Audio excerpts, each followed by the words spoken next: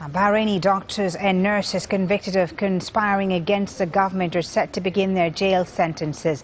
They're due to launch an appeal. The 20 medics maintain that their only crime was to treat wounded protesters. Some of them will serve up to 15 years in jail. The UN Human Rights Office has questioned the fairness of the sentences issued by Bahrain's military-run National Safety Court, but the country's government insists the medics actively supported opposition protesters. Well, on Saturday, a government spokesman told Al Jazeera that footage showed political rallies within the hospital grounds calling for the overthrow of the regime. He added that nurses were told to go on strike to overthrow the regime. The actions, he said, were an attempted coup d'etat. Well, joining us now is husband and wife, Dr. Ghassan Dhaif and Dr. Zahra al-Sammak. They both work at Salmania Medical Complex in Manama for over 20 years until they were suspended in March. On Thursday, Dr. Ghassan received a 15-year sentence and Dr. Zahra received 5 years. And they're joining us now live via broadband from Manama. Thank you so very much for speaking to Al Jazeera. So you've been handed your respective sentences. Are you planning to appeal, and when are you going to be doing that? Certainly, indeed. Our lawyers have already pledged an appeal, and the court have accepted that, and we have a scheduled date on the 23rd of October. But irrespective of that, we don't think that we will be subjected to a fair trial. Obviously, the sentences that we had from the military court was completely unjustified because of the evidences that our lawyers have put for the court. But in spite of this, the majority were sentenced for 15 years. And that was really completely unfair with all the evidences that we handled to the court, to the extent that the judge himself, he said enough is enough with the hearings of the witnesses that we brought into the court. We thought the sentences is going to be much less. And we thought that a lot of us will prove to be innocent, as a matter of fact, because none of the charges have actually were done by any of us. Some of these are, Dr. Ghassan, I'm sorry to interrupt you. I was just going to ask you, what sort of evidence is there really against you? And once you make this appeal, how are you planning on defending yourself once again? Well, actually, they don't have any evidences. Their main evidence is a witness who was our torturer, actually. And he says his evidence is from his secret sources. So they don't really have any evidence. On the other hand, despite the fabricated charges, we have so many witnesses, so many documents, which proves that we are innocent and we didn't do any of these fabricated crimes, and we were only doing our jobs. We were only helping patients and treating patients.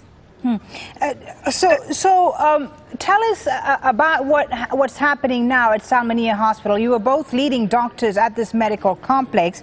You know, what happens to your respective departments now? What happens in the way the hospital is run, since, you know, a number of doctors have now been sentenced?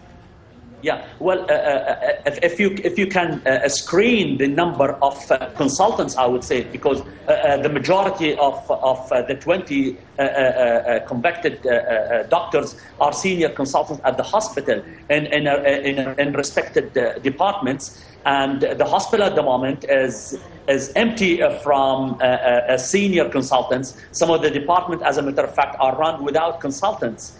So the hospital is running short of consultants in the majority of the vital departments. For example, the department which I belong to, myself, is sentenced for 15 years, and the other consultant, both of us are the only two consultants, has been suspended from work, and he is waiting his verdict on the 24th of October.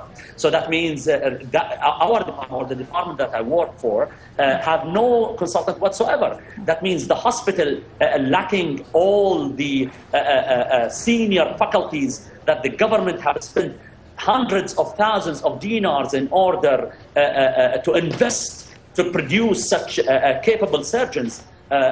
Those doctors were trained abroad. mostly in Europe, in Canada, and in the States. And it took us a long period of time in order to create these capable doctors.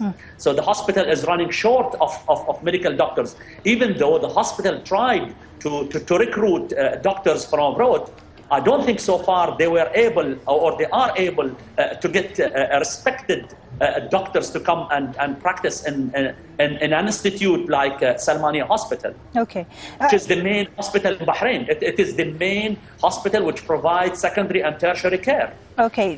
Dr. Zahra, if I can ask you this last question. I know that you have 3 children. You know, what if this appeal against your sentence, you know, isn't favorable to you? What happens then? I mean, are you at all hopeful or optimistic about what's going to happen in the near future? Well, if it was a fair trial from the beginning, I would be hopeful, but I don't think this appeal will do us any favor. I mean, from the start, the judge knows that we are husband and wife and we have 3 kids. And despite all the evidences we've submitted and the lawyers submitted on our innocence, despite that, he still sentenced me 5 years. And he knows my family will be lost, my children will be lost. I have a daughter who is final year in school and she'll be going to university next year. I mean, her future will be lost if both of us are jailed.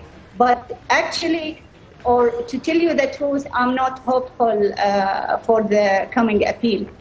We hope that the international community put a lot of pressure on the government, especially this case of the medics have spread worldwide. Everybody speaks about our case. I mean, it's not only us that speak about ourselves. Everybody in the world is speaking about this case. And this case really deserves a lot of attention from the international community. And we urge all the international community to intervene in order to rescue these medics, in particular, who are proved to be innocent from all the documents that we have submitted, and our lawyers who work really, really hard in order to prove that we are innocent. Okay, I thank you very much for speaking to us, Dr. Ghassan Dhaif and Dr. Zahra al-Sammak, joining us there live from Manama. And we are hoping to get a government reaction, a Bahraini government reaction on these sentences handed to these medics. Of course, we'll bring that to you as soon as we get it.